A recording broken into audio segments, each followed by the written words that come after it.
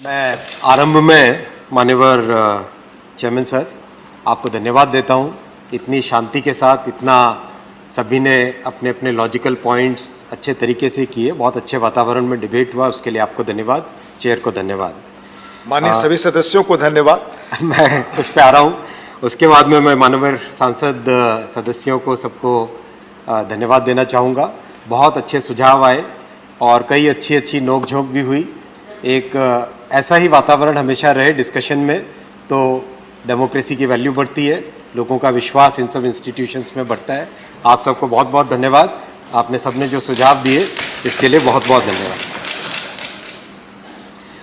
Chairman sir, मैं सबसे पहले माननीय प्रधानमंत्री जी को धन्यवाद देना चाहूँगा। मैं एक बहुत ही साधारण कार्यकर्ता हूँ, पार्टी का एक श्रृंखलित एक डिसिप्लिन्ड सिपाही हूँ। उन्होंने इतनी बड़ी जिम्मेदारी दी और इस जिम्मेदारी को निभाने के लिए आपने जो आज सुझाव दिए, जिस तरह के मान्यवर सांसदों ने जिस तरह के पॉइंट्स रेज़ किए, कई तर्क आए सामने, उस सब के लिए धन्यवाद। वो सब उस जिम्मेदारी को निभाने के लिए ज़रूर मेरे काम में आएंगे। माननीय प्रधानमंत्री जी ने जब ये जिम्मेदारी दी तो उन्होंने अपना विज़न शेयर किया। आप सब जानते ही हैं, प्रधानमंत्री जी रेल से बचपन से जुड़े हैं। वो एक अभाव वाली ज़िंदगी से निकल चुके हैं, देख चुके हैं कि इस तरह की ज़िंदगी क्या होती है, रेल की प्लेटफॉर्म की ज़िंदगी क्या होती है, पटरियाँ क्या होती है, ट्रेन आती है, किस तरह से माहौल क्या होता है, स्टेशन क्या होता है, सब अच्छे से समझते हैं। उन्होंने अपना पूरा विज़न समझाया और उस विज़न की मल्टी डायमेंशनल एस्पेक्ट्स अगर आप जानेंगे तो आप भी जानेंगे कि वाकई रेलवे का भविष्य किस दिशा में जाना है, वो एक बहुत ही अच्छा भविष्य है। प्रधानमंत्री जी ने सबसे बड़ा महत्वपूर्ण जो हमें विज़न दिया वो था कि हमें एक आम नागरिक की, क्योंकि हमारी पार्टी भारतीय जनता की पार्टी है, एक आम नागरिक की ज़िंदगी में क्या परिवर्तन ला सकते हैं रेलवे के जरिए से, वो सबसे पहले सोचो। किस तरह से हम रेलवे का एक जो एक्सपीरियंस है, चाहे स्टेशन हो, चाहे ट्रेन्स हो, चाहे सेफ्टी हो, चाहे हमारे अफसरों का व्यवहार हो, वो सब कैसे परिवर्तन हो, उस पर फोकस करना। दूसरा, आत्मनिर्भर भारत। किस तरह से हम हमारी जितनी भी टेक्नोलॉजीज़ की ज़रूरत है, एक रेलवे सिस्टम को अच्छे तरीके से, बहुत ही कॉम्प्लेक्स सिस्टम है, इस सिस्टम को चलाने के लिए किस तरह की टेक्नोलॉजीज़ की ज़रूरत है, उसमें कैसे हम लोग आत्मनिर्भर हों। और तीसरा बहुत बड़ा संकल्प लिया कि राष्ट्र निर्माण के इस यज्ञ में, ये जो अमृत काल है, इस अमृत काल में railway should become the engine of transformation for the entire economy. इस तरह से इस विज़न को दिया और हम लोग मेहनत कर रहे हैं, अपनी तरफ से पूरा प्रयत्न कर रहे हैं। यथासंभव क्या करना चाहिए, किस तरह से क्या प्रयास करना है, उस सब में पूरी तरह से मेहनत कर रहे हैं।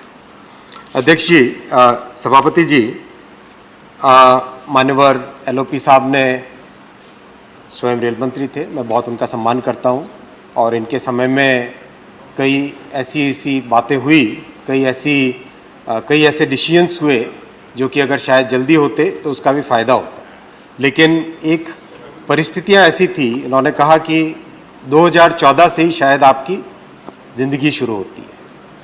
मुझे बड़ा आश्चर्य हुआ कि आप ये कह रहे हैं, क्योंकि आपने इस मंत्रालय को संभाला है और आपने तो स्वयं एक बहुत लंबा पॉलिटिकल करियर आपका रहा है। आपने ये भी कहा कि कुछ नहीं हुआ, केवल प्रचार ही हुआ है। ये भी कहा कि कभी मुर्गी की बातें हुई, कभी मसाले की बातें हुई। मुझे पता नहीं मुर्गी मसाले में क्या इंटरेस्ट है, लेकिन मैं रिकॉर्ड स्ट्रेट करना चाहूँगा सर, और रिकॉर्ड पे चीज़ें रहनी चाहिए, क्योंकि यहाँ का जो वक्तव्य रहता है, यहाँ पे जो भी बात होती है, वो आगे आने वाली जनरेशन्स उनको स्टडी करती है, देखती है क्या बातें हुई। अध्यक्ष जी, मैं केवल कुछ आंकड़े आपके पास रखूँगा। मान्यवर हमारे सांसद श्री डेरेक ओब्रायन साहब ने भी कहा कि हमारे पास विज़न था, हमने विज़न दिया, विज़न डॉक्यूमेंट बनाया, बहुत अच्छा डॉक्यूमेंट था, मैं मानता हूँ बहुत अच्छा डॉक्यूमेंट था, बस full stop, vision full stop. उसके आगे क्या? एक्शन कुछ, केवल एक्शन, केवल विज़न की बात, केवल बात करना, केवल सामने एक ड्रामेटिक तरीके से रख देना, लेकिन एक्शन कुछ नहीं। मैं अध्यक्ष जी मैं सभापति जी आपके सामने रखना चाहूँगा जो एक्चुअल फैक्ट्स हैं। हम सब जानते हैं रेलवे में सबसे बड़ी प्रॉब्लम थी कैपिटल इन्वेस्टमेंट की। सबसे बड़ी जो समस्या थी पिछले 60-70 वर्षों से, जिस तरह से रेलवे को कैपिटल चाहिए था उतना कैपिटल रेलवे में कभी लगाया नहीं गया। कई कारण हो सकते हैं। सबसे बड़े कारण का सबसे पहले कैसे प्रधानमंत्री जी ने समाधान किया उस पर भी मैं आऊँगा। कैपिटल इन्वेस्टमेंट अध्यक्ष जी 9 से 14 के बीच में मात्र 45,980 करोड़ होता था। रेलवे जैसी संस्थान में जिस साइज का हमारा नेटवर्क है, जिस साइज जितने हमारे यहाँ पैसेंजर्स जाते हैं, जो हमारे देश की रिक्वायरमेंट है, उसके हिसाब से वो कुछ भी नहीं था। प्रधानमंत्री जी ने आते ही सबसे पहले इसको डबल किया। 9 से 14 में जो 45,000 था करीब करीब, 14 से 19 में उसको डबल करके 99,511 किया। वहीं पे रुके नहीं, उसको आगे बढ़ाते रहे। इस साल 2,45,800 करोड़ का कैपिटल इन्वेस्टमेंट बजट में एलोकेशन किया। उनका आशीर्वाद हमें मिल गया। अब हमारी क्षमता कितनी है काम करने की वो हम पे निर्भर करेगा। इसके लिए हमें सबको मेहनत करनी पड़ेगी और साथ ही साथ राज्यों को भी। This is the council of states. मेरा निवेदन है सभी माननीय सांसद महोदय से, सभी राज्यों को भी इसमें सहयोग करना पड़ेगा। सबका साथ, सबका विकास, सबका विश्वास और उसके साथ सबका प्रयास भी लगेगा। सबका प्रयास भी लगेगा। आप सब साथ दें, सहयोग दें। आप 2 कदम चलें, हम 5 कदम चलने के लिए तैयार हैं। ऐसी कोई डिस्क्रिमिनेशन की बात नहीं है कहीं पे। कोई there is absolutely no question of discriminating against any region or any state. Work together, let's make sure that the vision for the country which Honorable Prime Minister has given, we complete, we realize that and we act on it. चाहे बहुत सारे विषय जो मेरे कई सांसद साथियों ने भी इधर से उधर से सब तरफ से कहे, चाहे कोई भी आप पैरामीटर ले लीजिए, उस पे जो काम हुआ है, केवल विजन नहीं, काम हुआ है, उस काम को अगर आप देखेंगे तो आपके सामने डेटा है, आपके सामने फैक्ट्स है। न्यू ट्रैक्स जिसमें कि new line, gauge conversion, doubling और ट्रिपलिंग और मल्टी ट्रैकिंग है, उसमें देखें 9 से 14 में अगर देखते हैं हम 2009 से 2014 में मात्र 1520 किलोमीटर पर ईयर, डबल होके ऑलमोस्ट 2531 किलोमीटर पर ईयर। और इस साल का टारगेट इससे भी ज़्यादा लिया हुआ है। करेंगे कोशिश कि 3000 से ज़्यादा इस वर्ष हम बढ़ाएं। इलेक्ट्रिफिकेशन बहुत बड़ा एक स्ट्रैटेजिक डिसीजन था, क्योंकि 2014 में जब कार्यभार संभाला इस सरकार ने, तब प्रधानमंत्री जी ने सारा रिव्यू किया। बाकी देश में जिस तरह से एक पॉलिसी पैरालिसिस वाली सिचुएशन थी, वो रेलवे में भी थी। किस दिशा में जाना है, इलेक्ट्रिफिकेशन की दिशा में जाना है, डीजल की दिशा में जाना है, मल्टी गेजिंग है, मल्टी गेज है, उसको सारे के सारे एक मिशन मोड में यूनिगेज कर देना है, किस तरह से आगे जाना है, उसके बारे में कोई भी क्लियर चाहे आपने विजन डॉक्यूमेंट बनाया, लेकिन कोई ऐसी क्लैरिटी नहीं थी।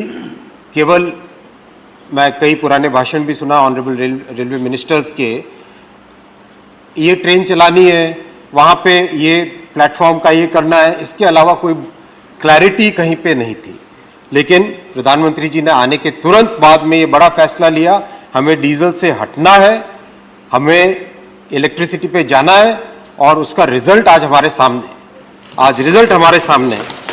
2009 से 2014 के बीच में जहां मात्र 608 किलोमीटर पर ईयर कमीशन होता था इलेक्ट्रिफिकेशन, वो 2014 से 19 के बीच में 3,440 किलोमीटर पर ईयर। ऑलरेडी हम लोग करीब 50,000 किलोमीटर के आसपास पहुंच चुके हैं इलेक्ट्रिफिकेशन में, और इसको कंप्लीट करना है। आज हम लोग और एक इवैल्यूएशन कर रहे हैं कि आगामी 30 वर्षों के हिसाब से, 40 वर्षों के हिसाब से अगर सोचें तो क्या हमको 2x25 kV पे जाना चाहिए। अभी हम 25 kV की इलेक्ट्रिसिटी का जो नेटवर्क है 1960s में अप्रूव हुआ था, 1960s में एक टेक्नोलॉजी का अप्रूवल हुआ था। क्या उससे नेक्स्ट जनरेशन की टेक्नोलॉजी में जाना चाहिए, उस पर भी बहुत जल्दी डिसीजन लेके 2x25 के हिसाब से आगे बढ़ेंगे। ये भी एक इतना महत्वपूर्ण फैसला है, क्योंकि आगामी वर्षों में जब रेलवे को ज़रूरत पड़ेगी ज़्यादा पावर की, ज़्यादा ट्रैक्शन पावर की, तब ये फैसला नहीं लिया जा सकता। आज से 10 साल आगे सोच के आज ही फैसला लेना पड़ेगा। इसी सोच के साथ आगे बढ़ें। सभापति जी, नॉर्थ ईस्ट के बारे में कई मित्रों ने कहा और विशेषकर doctor Manmohan Singh ji, honourable prime minister साहब, ऑनरेबल फॉर्मर प्राइम मिनिस्टर साहब के बारे में कहा कि वो नॉर्थ ईस्ट से आते थे, इसलिए उन्होंने बहुत काम किया। मैं मानता हूँ ज़रूर उस वक्त एक शुरुआत हुई थी, लेकिन वो शुरुआत सफिशिएंट नहीं थी। नॉर्थ ईस्ट के जो एस्पिरेशंस हैं, उन एस्पिरेशंस को केवल और केवल प्रधानमंत्री श्री नरेंद्र मोदी जी ने पूरा किया और उसके रिजल्ट आपके सामने हैं। आज अगर आप जाएं, मणिपुर जाएं, त्रिपुरा जाएं, किसी भी स्टेट में, नॉर्थ ईस्ट के स्टेट में जाएं, जो काम की गति है वो काम की गति दिखती है और आंकड़े आपके सामने हैं, रिजल्ट्स आपके सामने हैं। 2009 से 2014 के बीच में मात्र 2122 करोड़ का इन्वेस्टमेंट होता था नॉर्थ ईस्ट में, उसको ऑलमोस्ट 2.5 गुना बढ़ा के मोदी जी ने 2014 से 19 के बीच में 5531 करोड़ किया और वहाँ पे रुके नहीं हैं, वहाँ पे रुके नहीं हैं। इस वर्ष 9970 करोड़ नॉर्थ ईस्ट के लिए एलोकेशन है और काम दिख रहा है। जो भी साथी जाए नॉर्थ ईस्ट, जाके देखें आप, वास्तव में वहाँ पे काम दिख रहा है। फ्रेट कॉरिडोर की बात आई, विजन डॉक्यूमेंट हमारे समय में किया गया था, ये कॉन्सेप्ट नोट हमने दिया था, ये किया था, हमने ये काम किया। काम क्या किया? अच्छी बात है, आपने एक डॉक्यूमेंट दिया, अच्छी बात है, आपने कॉन्सेप्ट दिया, लेकिन क्या देश केवल कॉन्सेप्ट पे चलेगा? आपको काम तो दिखाना पड़ेगा ना। तो काम की बात अगर करें, 2004 में जब ये कॉन्सेप्ट नोट आया, 2006 में फाउंडेशन स्टोन ले किया गया और 2014 तक कितने किलोमीटर कमीशन हुए सभापति महोदय? जीरो, सिर्फ जीरो। ये कंडीशन थी, ये कंडीशन थी। आज कितने किलोमीटर कमीशन हुए? 1010 किलोमीटर, 1010 किलोमीटर। मैं आपका क्रेडिट नहीं छीनना चाहता माननीय एलओपी साहब, मैं किसी का क्रेडिट, हम किसी का क्रेडिट क्यों छीने? आपके क्रेडिट में तो बहुत सारी चीजें हैं, 2G है, कोल है, कॉमनवेल्थ है, बहुत सारी क्रेडिट की चीजें हैं, उनको हमें आपका क्रेडिट नहीं चाहिए, हमें आपका कोई क्रेडिट नहीं चाहिए, किसी का क्रेडिट नहीं चाहिए। ये आंकड़े आपके सामने है, ये आंकड़े। I am not yielding sir, मैंने ऐसी कोई गलत चीज बोली भी नहीं है, मैंने कोई ऐसा अनपार्लियामेंट्री वर्ड नहीं बोला है जिसके कारण मुझे यील्ड करना पड़े। अध्यक्ष जी, He is not yielding. He is not yielding. अध्यक्ष जी, He is not yielding. आप कहें तो मिनिस्टर है चुइल। पर टाइम मैं ज़्यादा आपका समय लेना नहीं चाहता और आपको भी मेरे वजह से तकलीफ नहीं होना। मेरी जो अवधि थी, मैंने जो काम किया, यही एक्स प्राइम मिनिस्टर बैठे हैं, उनसे पूछिए कितने प्रोजेक्ट पड़े हुए थे, उसको हमने कैसे लाया। 2G स्पेक्ट्रम, ये सारी चीजें भाषण बाहर बोली है, यहाँ बजट में। धन्यवाद।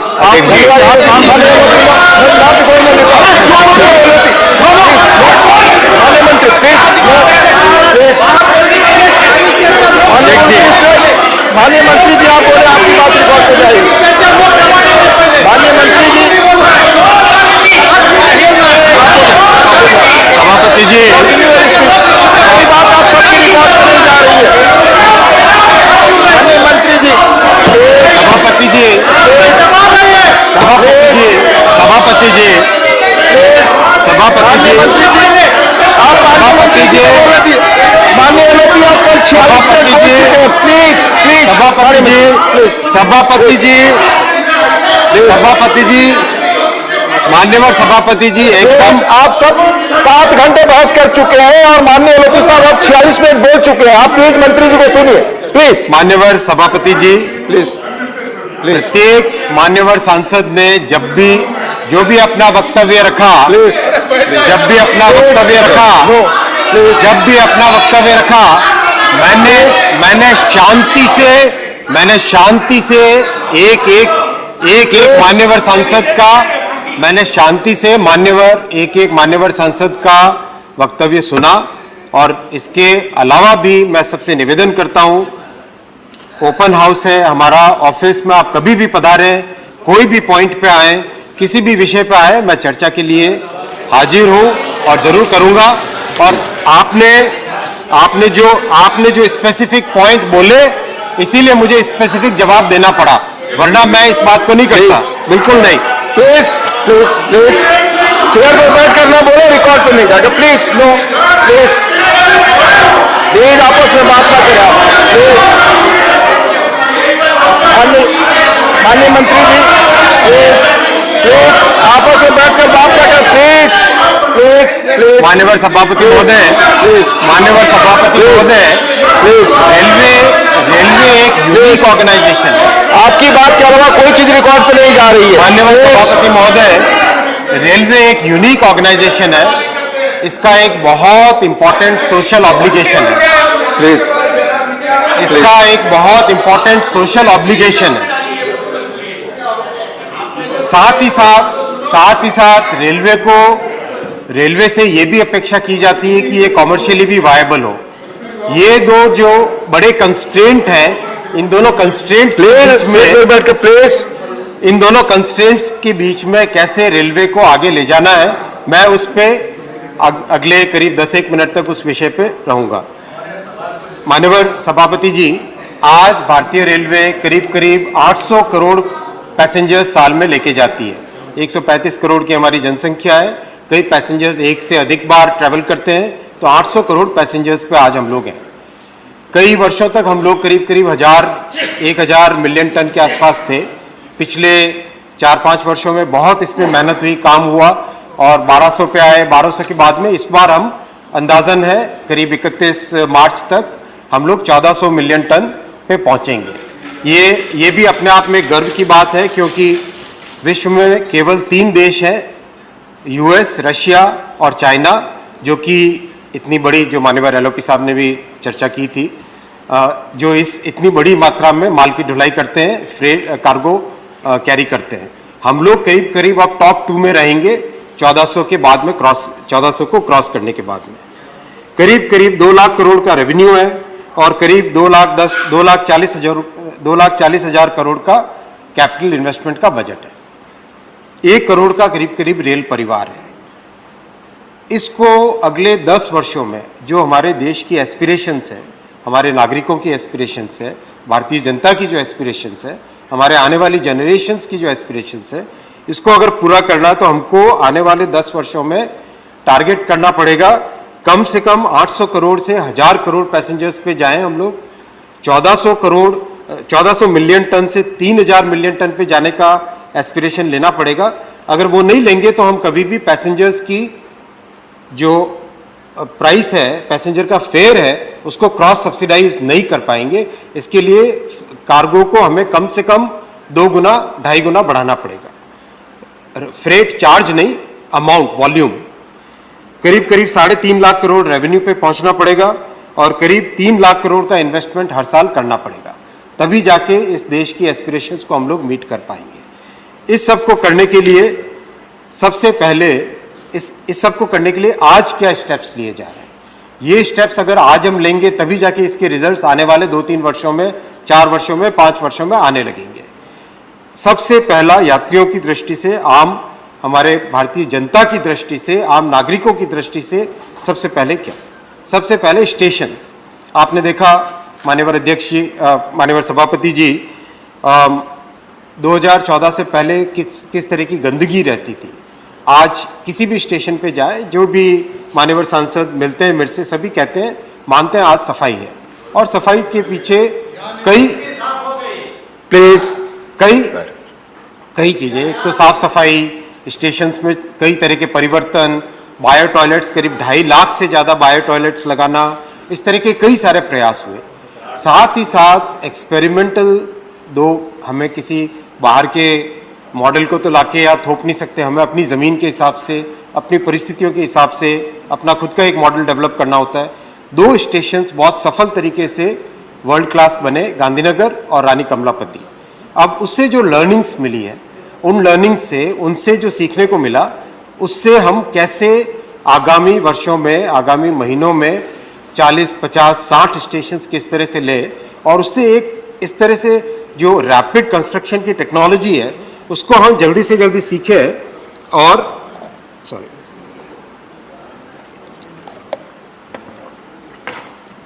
स्टेशन अपने शहर का एक केंद्र बने।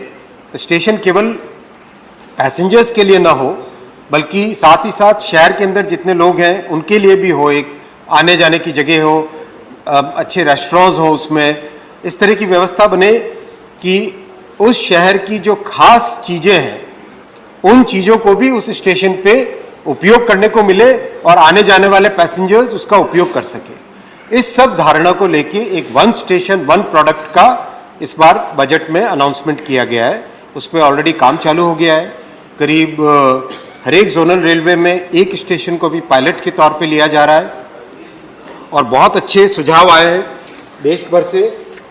हमारी जो यूनिक डाइवर्सिटी है, जिस डाइवर्सिटी को हम सब सेलिब्रेट करते हैं और इस तरह का हाउस जो देश के विभिन्न कल्चर्स को रिप्रेजेंट करता है, ऐसे इस डाइवर्सिटी को सेलिब्रेट करने का एक तरीका है, इस डाइवर्सिटी को प्रोपेगेट करने का एक तरीका है।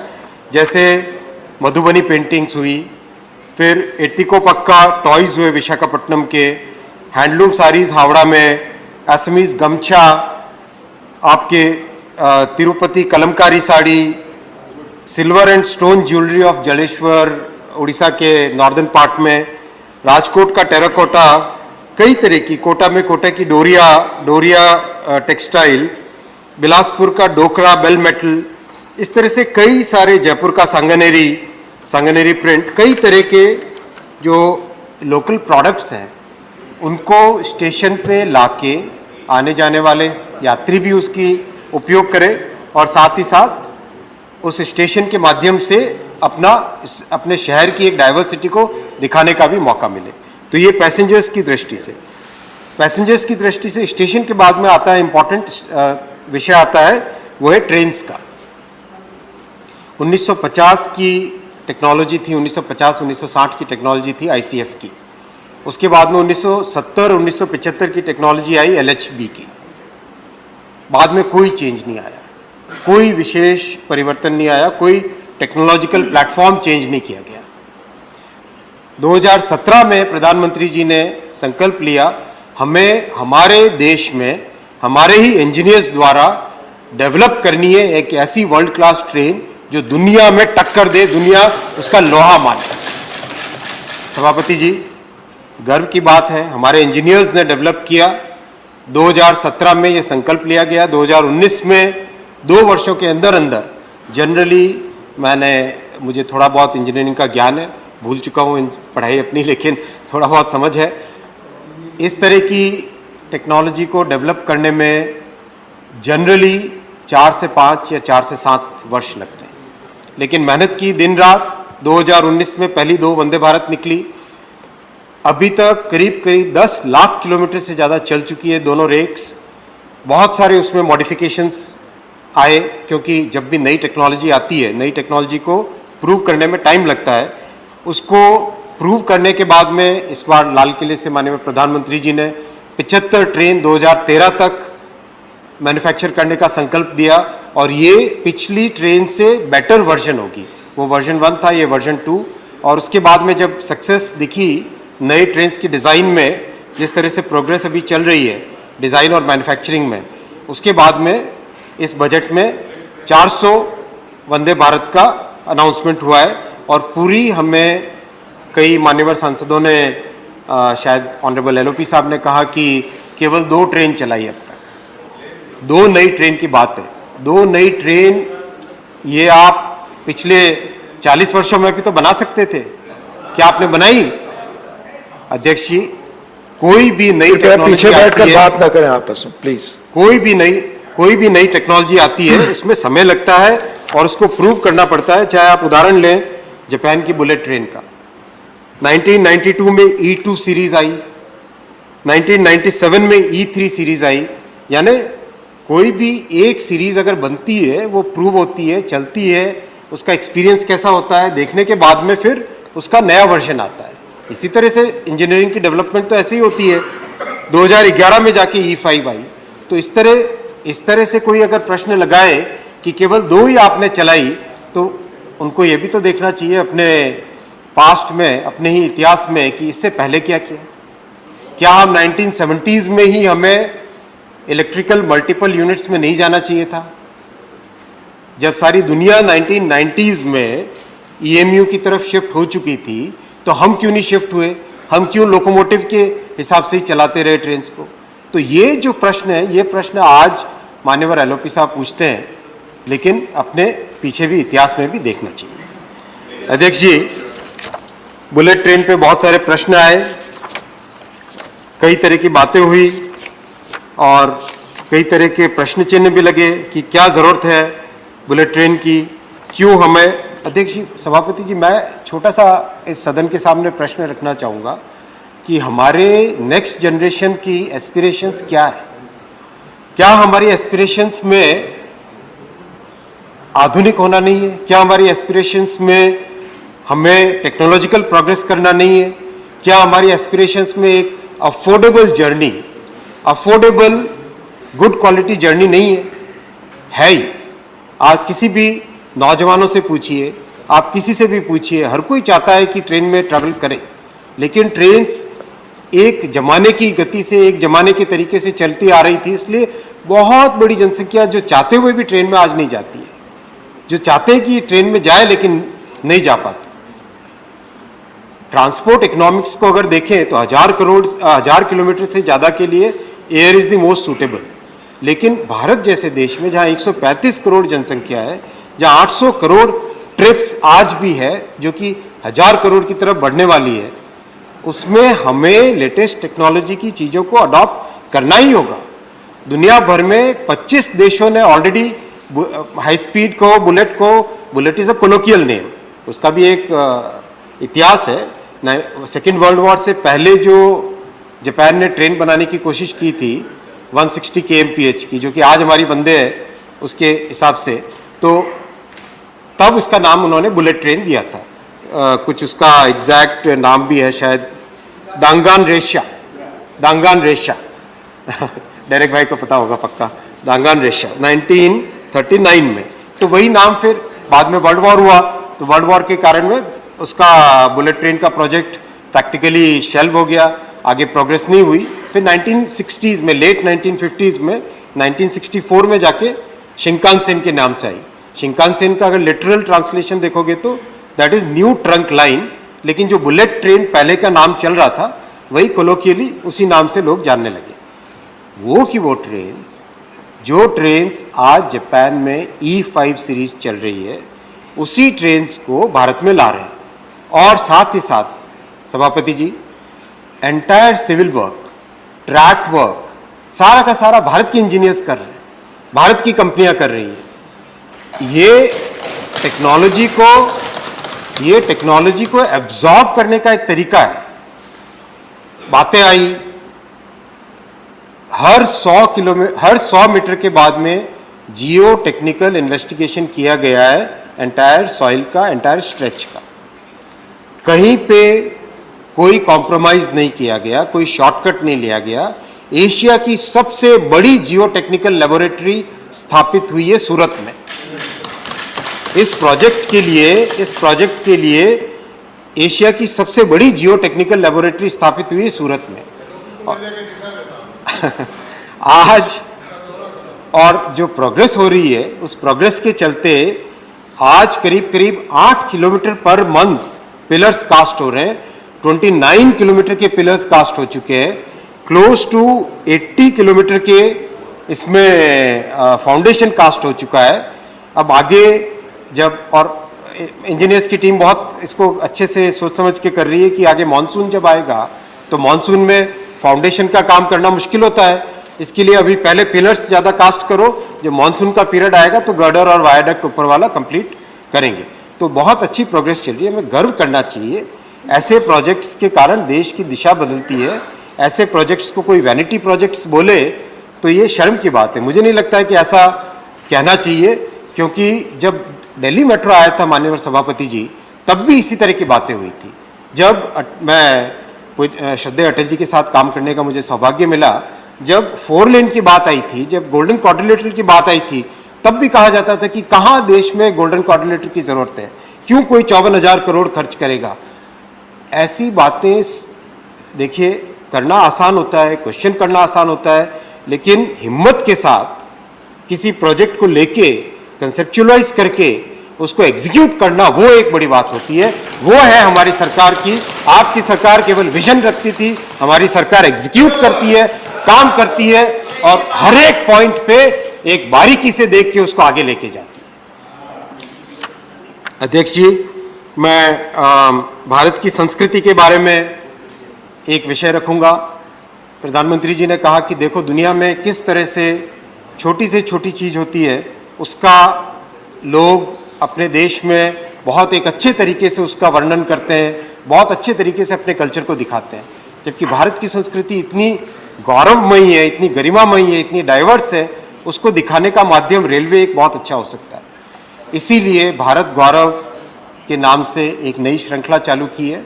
इस नई श्रृंखला का पहला 2 एग्जाम्पल बहुत अच्छे हुए हैं, बीच में कोरोना आया इसलिए रुक गए, लेकिन उसके बाद में अब रामायण हुई, काशी विश्वनाथ हुई, इसके बाद में और भी बहुत सारे जो सर्किट्स हैं उस पर काम चलेगा और आप सब के सब जुड़े, हर एक राज्य जुड़े इसमें अभी तो कुछ दिनों पहले कर्नाटक सरकार के माननीय मंत्री जी आए थे, वो बहुत अच्छा कॉन्सेप्ट लेके आए थे। तो इस तरह के आप कोई भी अपने अपने राज्यों से, अपने अपने क्षेत्र से अपने कॉन्सेप्ट्स लेके आए हैं। ये तो भारत एक है, भारत हमारा है। भारत किसका है भाई? हमारा ही तो है। हमारे इसकी संस्कृति को अगर संजोना है तो हमें ही संजोना है। कोई बाहर से आके तो कोई देखने वाला नहीं है, बाहर से आके तो कोई संजोने वाला नहीं है, हमें ही संजोना पड़ेगा, हमें ही इसको गौरवमयी करना पड़ेगा। अध्यक्ष जी, मैं छोटे किसानों की और छोटे उद्यमों के लिए एक विषय रखूंगा। जो मोर देन अ ट्रक लोड या मोर फुल रेक का जो है, उसके लिए रेलवे में बहुत अच्छे प्रोडक्ट्स हैं, बहुत अच्छी फैसिलिटीज़ हैं, कई वर्षों से डेवलप होती आई है। मैं नहीं कहता कि 14 के बाद में ही चालू हुई तो, लेकिन छोटे किसानों के लिए और छोटे उद्यमों के लिए जो पहला एक्सपेरिमेंट हुआ किसान रेल का, उस एक्सपेरिमेंट से लर्निंग्स लेने के बाद में अब एक बहुत ही अच्छा एक एक्सपेरिमेंट चल रहा है। किस तरह से एक नया प्रोडक्ट बनाया जाए, किस तरह से एक क्यूबॉइड की भी संरचना की गई, एक जो एयरलाइंस में यूज़ होते हैं उन कंटेनर्स की भी एक्सपेरिमेंट चल रहा है। इसके अलावा एक और स्पेशल कंटेनर, छोटा कंटेनर बना के, जैसे कि जो हमारे एमएसएमई सेक्टर है, माइक्रो सेक्टर है और जो छोटे किसान है, वो देश के किसी भी कोने से दूसरे कोने में सामान को पहुंचा सके एक सुलभ दर पे और एक सेफ वे में, उसके ऊपर भी एक बहुत अच्छा एक्सपेरिमेंट चल रहा है। बहुत जल्दी उसके अच्छे रिजल्ट आने चाहिए। अध्यक्ष जी, ये आज लोकसभा में गिलेटिन भी है तो इसी कारण मैं एकदम संक्षिप्त रहूँगा। कुछ विशेष कुछ पॉइंट्स और रेज किए गए थे डिबेट के दौरान। मैं सारे पॉइंट्स को अगर कवर न कर सकूं तो मेरा निवेदन रहेगा कि आप कभी भी मिलें और ज़रूर मैं आपको डिटेल में समझाऊंगा। सबसे पहला ऑपरेटिंग रेशियो का। ऑपरेटिंग रेशियो ज़रूर पहले की अपेक्षा जो उसमें परिवर्तन आया उसका सबसे बड़ा कारण है पे कमीशन की सैलरीज का। वो बढ़ा, उसके कारण ऑपरेटिंग रेशियो पे उसका इम्पैक्ट हुआ, लेकिन बहुत जल्दी वो सुधर भी जाएगा। जैसे ही हमारा कार्गो का वॉल्यूम बढ़ता है वैसे वैसे ये सुधर भी जाएगा। दूसरा विषय है प्राइवेटाइजेशन का। मेरे पूर्ववर्ती ऑनरेबल श्री पीयूष जी गोयल जी ने बहुत क्लियरली सदन में कहा, इस हाउस में भी कहा, उस हाउस में भी कहा कि कोई रेलवे के प्राइवेटाइजेशन की बात नहीं है। ये बहुत ही कॉम्प्लेक्स ऑर्गेनाइजेशन है, इसका सोशल ऑब्लिगेशन है और वही बात मैं एकदम क्लियरली दोहरा रहा हूँ, कोई इसमें रेलवे के प्राइवेटाइजेशन की बात नहीं है। तीसरा विषय आया स्टॉपेजेस का। स्टॉपेजेस का रैशनलाइजेशन इस भावना के साथ किया गया था कि रेलवे को, ट्रेन्स को अगर टाइम पे चलाना है तो जैसे यथासंभव उसको एक ऑप्टिमल वे में चलाना चाहिए। कई आईआईटी बॉम्बे ने इसकी पूरी एक्सरसाइज की थी 2 साल पहले। आईआईटी बॉम्बे ने बहुत ही साइंटिफिक तरीके से, उनका ऑपरेशंस रिसर्च डिपार्टमेंट है, उन्होंने साइंटिफिक तरीके से किया था कि किसी जगह पे अगर मल्टीपल ट्रेन्स की सर्विसेज मिल रही है या फिर पैसेंजर्स बहुत कम है, उसको रैशनलाइज किया। मुझे पता है मेरे सामने आप सब ने कई मान्यवर सदस्यों ने ये विषय रखा है कि इसके कारण दिक्कत आई है, उसको हम रिकंसिडर कर रहे हैं और बहुत सारी जगह उसका एक सोल्यूशन भी निकला है। उस हाउस में सुभाष जी बहड़िया जी ने बहुत अच्छा एक सुझाव भी दिया था, उस सुझाव पे भी हम ऑलरेडी उस पर रेलवे के अधिकारी लोग इस पर काम करने चालू हो गए, तो उसका सॉल्यूशन भी निकल जाना चाहिए। कई मान्यवर सदस्यों ने कहा कि कोचेस की कंडीशन बहुत ख़राब है।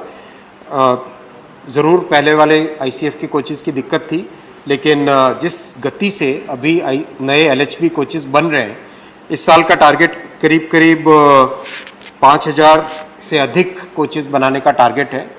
तो ऑन एन एवरेज हर महीने 5 से 6 ट्रेन्स को रिप्लेस कर दिया जाएगा। ऑलरेडी रिप्लेस हो ही रही है, आप सबने देखा ही है, और बहुत तेज़ी से इसमें रिप्लेसमेंट होता रहेगा।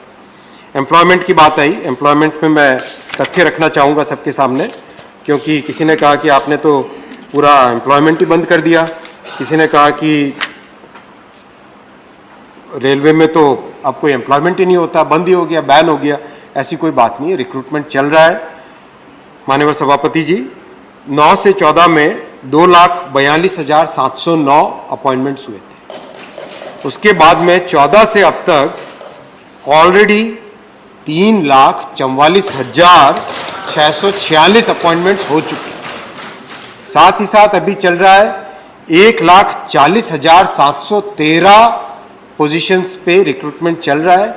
ज़रूर दिक्कत हुई थी, एक मिसअंडरस्टैंडिंग हुई थी कैंडिडेट्स के बीच में और हमारे अधिकारियों के बीच में, लेकिन हमने अत्यंत संवेदना के साथ उस मैटर को डील किया और जल्दी से उसको सॉल्व भी किया, संवाद भी किया और उस प्रॉब्लम को आगे बढ़ने नहीं दिया।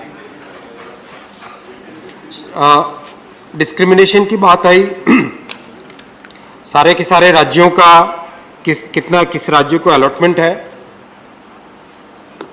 उसके आंकड़े रखे जा सकते हैं।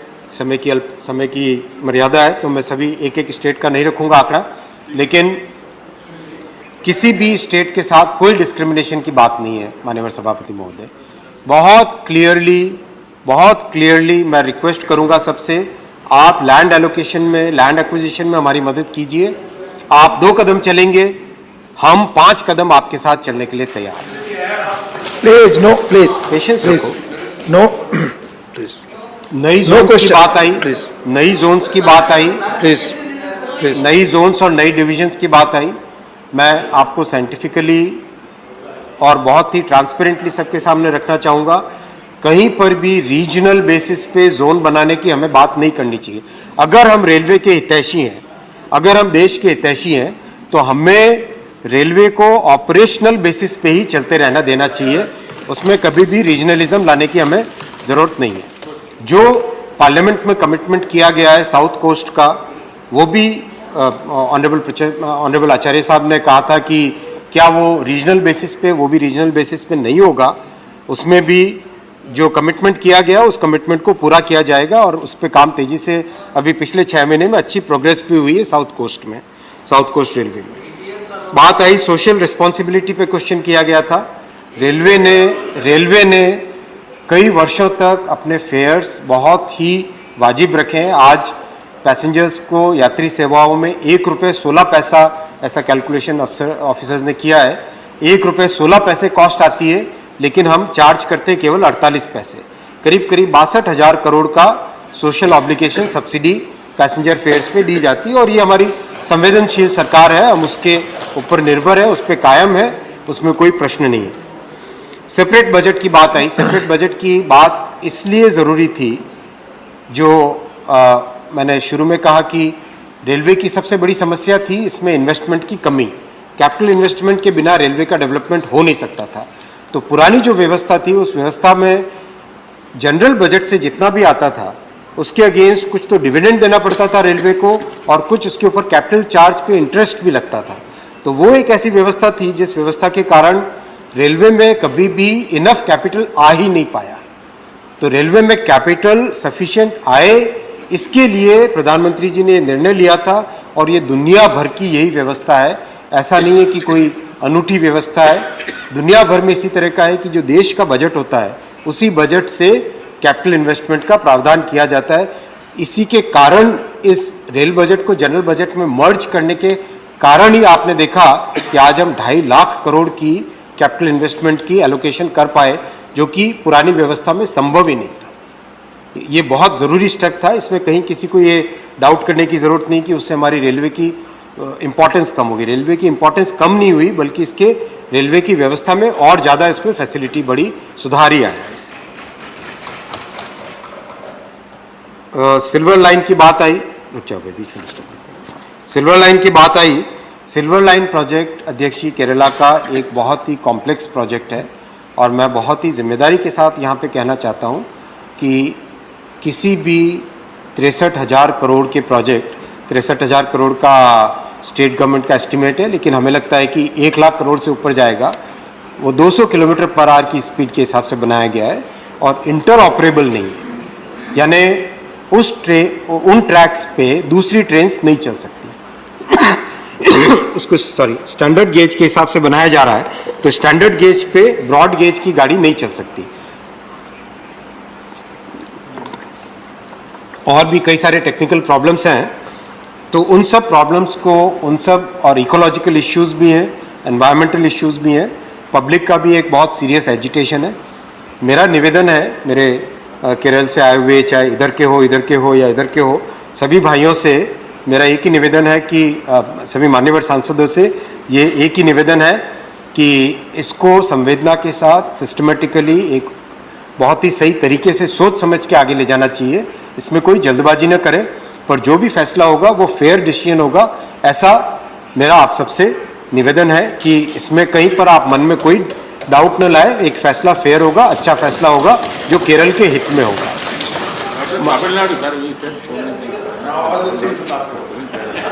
बाकी इसके अलावा भी मान्यवर सभापति जी बहुत सारे विषय आए। मैं निवेदन करूंगा कि जो भी सांसद महोदय का कोई भी इंडिविजुअल पॉइंट हो, उस पॉइंट को लेके आ सकते हैं कभी भी। मैं तुरंत अपने ऑफिसर्स को बुला लूँगा वहीं पे ऑफिस में ही, और उसको सॉल्व कर सकते हैं। कोई ऐसी चीज़ें नहीं है जो सॉल्वेबल नहीं है। मान्यवर ठाकुर साहब ने कल बहुत ही पीड़ा के साथ कहा था, मैंने तुरंत जाने के बाद में पूछा तो हाँ ज़रूर गलती हुई, हमारे ही अफसर से गलती हुई थी। मैंने उनको कहा था कि आप 7 दिन के अंदर अंदर वहाँ पे जाके विज़िट करना, लेकिन वो विज़िट नहीं किया उन्होंने, तो उनको अच्छी डांट पड़ी है। आपकी बात का समाधान होगा, मुझे पूरी आशा है। तमिलनाडु के बारे में माननीय सांसद महोदय तमिलनाडु के बारे में कह रहे हैं। तमिलनाडु के भी आपने अच्छा किया मुझे याद दिलाया।